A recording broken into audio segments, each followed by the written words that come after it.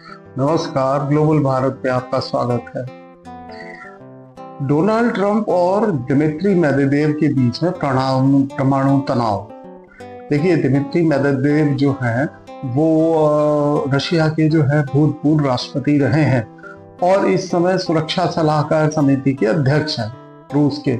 तो वो एक बड़े पोस्ट पे हैं, इसलिए इस बात को बहुत तूल दिया गया, क्योंकि ये डोनाल्ड ट्रंप की जो बातें चल रही थी उसके जवाब में दिमित्री मेदवेदेव ने कई बार एक्स के ऊपर कुछ कुछ चीजें लिखी हैं और एक तरह से रिस्पॉन्ड किया है। तो उसी के जवाब में ये सारी चीजें आगे बढ़ने लग गई। अब सुनते हैं, समझते हैं, आपको बताते हैं क्या क्या हुआ। तो ये जो बात हुई है, अब इसको हम क्या समझे, इशारा या गंभीर चेतावनी?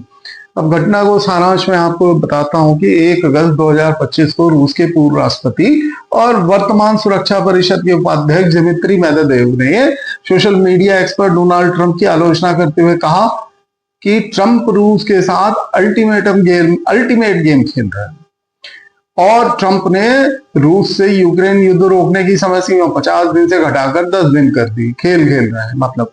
तो मेदवेदेव ने कहा कि हर नया अल्टीमेटम एक धमकी है, हम इसको जो है बहुत लाइटली नहीं ले रहे और युद्ध की ओर एक कदम है।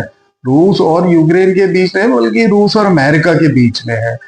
और स्लीपी जो रोड वाली राह पर मत चलें, ये एक कमेंट है जिसको कि वेस्टर्न कंट्रीज बड़े अच्छे से समझती हैं और ये इशारा बाइडेन की नीति की तरफ जाता है। अब इसके जवाब में ट्रंप ने चेतावनी दी कि यदि रूस 8 अगस्त 2025 तक युद्ध विराम पर सहमत नहीं होता तो अमेरिका उस पर टैरिफ और सेकेंडरी प्रतिबंध लगाएगा। मतलब ये सारी चीजें वो पहले पूरी दुनिया में कह रहे थे और अब वो ज्यादा ही जोर दे करके रूस के ऊपर ये बात कहने लगे। तो इसके जवाब में एक्स पे मेदवेदेव ने ये जिक्र कर दिया कि डेड हैंड एक जो है शीत युद्धकालीन एक वो है, प्रणाली है, एक सिस्टम है। तो 31 जुलाई को मेदवेदेव ने रूस की शीत युद्धकालीन डेड हैंड प्रणाली का जिक्र किया। यह एक स्वचालित परमाणु प्रतिशोध प्रणाली है और जो किसी परमाणु हमले की स्थिति में स्वयं जवाबी हमला शुरू कर सकती है। तो मेदवेदेव ने लिखा है भाई, ट्रंप को अपनी जॉम्बी फिल्म को देखना चाहिए। जॉम्बी मतलब जैसे वो भूतार टाइप के घूमते हैं ना, जिन पे रेडिएशन का इम्पैक्ट हो जाता है। जॉम्बी फिल्मों को फिर से देखना चाहिए और याद करना चाहिए डेड हैंड कितनी खतरनाक हो सकती है। और उन्होंने ये भी कहा कि ट्रंप रूस और भारत की मरी हुई अर्थव्यवस्थाओं की बात करके गलतफहमी में है। ट्रंप ने बोला था ना कि they are dead economies, India और रूस की इकोनॉमी डेड इकोनॉमी है, ये बात कही थी। तो उसके जवाब में इन्होंने बात बोली। अब व्यक्तिगत हमले या परमाणु धमकी, इसको क्या समझे हम?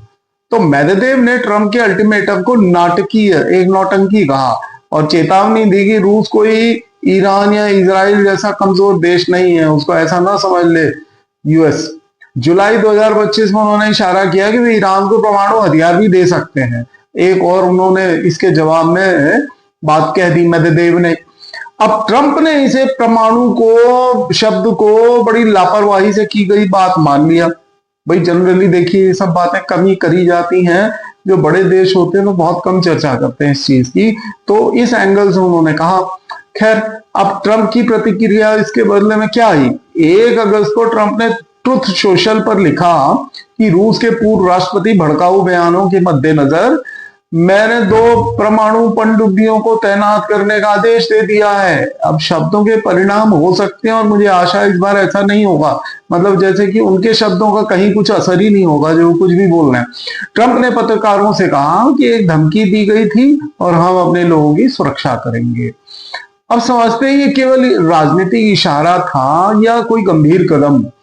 अब इसे इशारा ही समझा जा सकता है। पहले से तैनात पनडुब्बियां उनकी घूमती ही रहती हैं पूरे विश्व में समुद्र के अंदर। विशेषज्ञों के अनुसार अमेरिका पहले से ही 8-10 ओहायो क्लास पनडुब्बी, परमाणु पनडुब्बियों को गश्त पर रखता है और वो घूमती रहती हैं इधर से उधर निगरानी करती रहती हैं। और 2 अतिरिक्त पनडुब्बियों को तैनाती कोई विशेष बात तो नहीं मानी जाएगी ना। तो ये नेवी का एक रेगुलर चीज है आपका। तो 2 और आपने वो कर दी, उन्हीं का नाम गिन दिया, बल्कि इससे ज्यादा तो कोई बात ना समझे उसको, यही समझ में आ रहा था। बल्कि एक संदेश है ये समझ में आ रहा था। तो मेदवेदेव की भूमिका पर अमेरिकी मीडिया का कहना है कि उन्हें एक अटैक डॉग के रूप में देखा जाता है, जिनके पास परमाणु निर्णय लेने की शक्ति नहीं है। और अब इसको ये रहस्यमय रणनीति सी समझिए आप इसकी, कि भाई व्हाइट हाउस और पेंटागन ने तैनाती की पुष्टि नहीं की है। इसे रणनीतिक अस्पष्टता जिसे कहते हैं ना, अनसर्टिनिटी में बात छोड़ देना और भूल जाना, ताकि उसका असर देखें अब कैसे कैसे होता है। तो विश्लेषकों की राय है कि पूर्व पेंटागन अधिकारी एक है उनके एवलिन फॉर्कस, पेंटागन के जो अधिकारी थे पूर्व, उनका कहना है ये केवल एक सिग्नल है, ना कि परमाणु युद्ध की शुरुआत है, या इसको ऐसे मत लीजिए आप लोग। गंभीर चिंता का विषय भी हो सकता है। कैसे? परमाणु जिक्र का खुलेआम बात बोली गई है, और अमेरिका आमतौर पर अपनी पनडुब्बियों की तैनाती को गुप्त रखता है, ज्यादा पब्लिकली बोलता नहीं है। और इस बार ट्रंप ने सार्वजनिक रूप से इसका जिक्र किया, तो ये असामान्य और चिंताजनक तो माना ही जाएगा ना।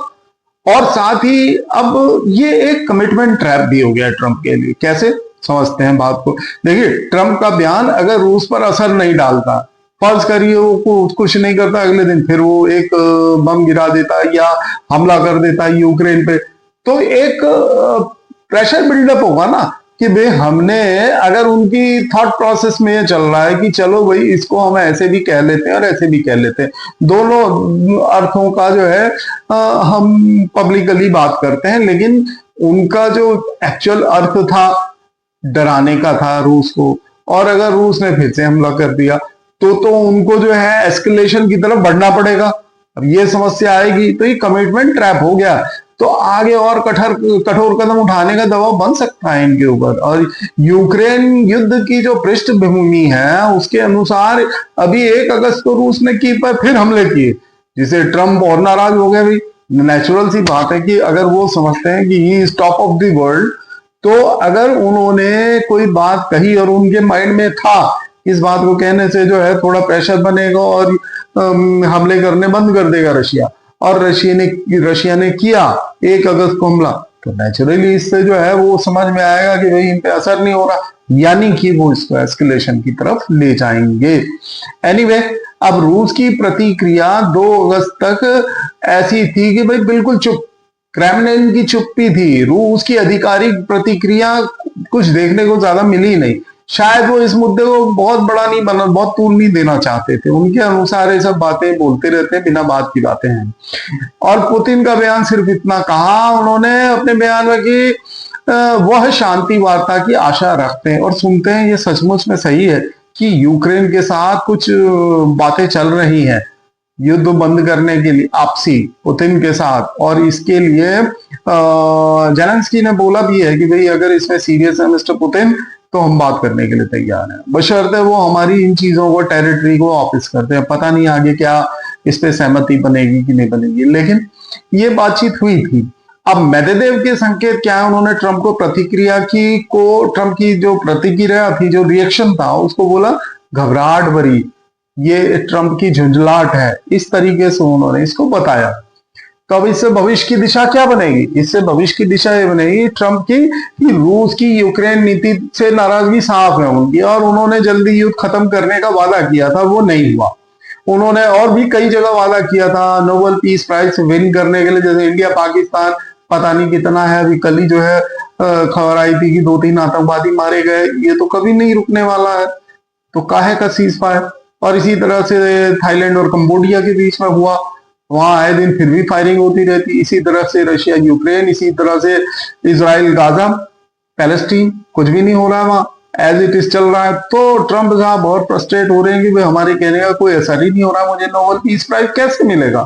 तो विशेषज्ञों का मानना है कि रूस को प्रतिबंधों से अधिक सैन्य सहायता, जैसे पैट्रियट मिसाइल दी जाए यूक्रेन को, ताकि वो जो है इनको एक बहुत मजबूत डिफेंस दे सके। किसको? यूक्रेन को, रशिया के खिलाफ। रूस की ओर से अभी तक ट्रंप की 10 दिन की डेडलाइन मानने का कोई संकेत नहीं मिल रहा है, और निष्कर्ष यही निकलता है ये घटनाक्रम मुख्यतः एक राजनीतिक संदेश है, लेकिन परमाणु शक्ति का जो सार्वजनिक उल्लेख इसमें किया गया वो खतरनाक बन सकता है। रूस की प्रतिक्रिया अब तक संयमित रही है, लेकिन यूक्रेन युद्ध और ट्रंप मेदवेदेव की निजी कटुता को देखते हुए स्थिति आगे बदल भी सकती है। आशा करता हूँ आपको ये वीडियो पसंद आया होगा। आपको अगर पसंद आया लाइक कीजिए, सब्सक्राइब कीजिए, कमेंट करिए। जय हिंद, जय भारत।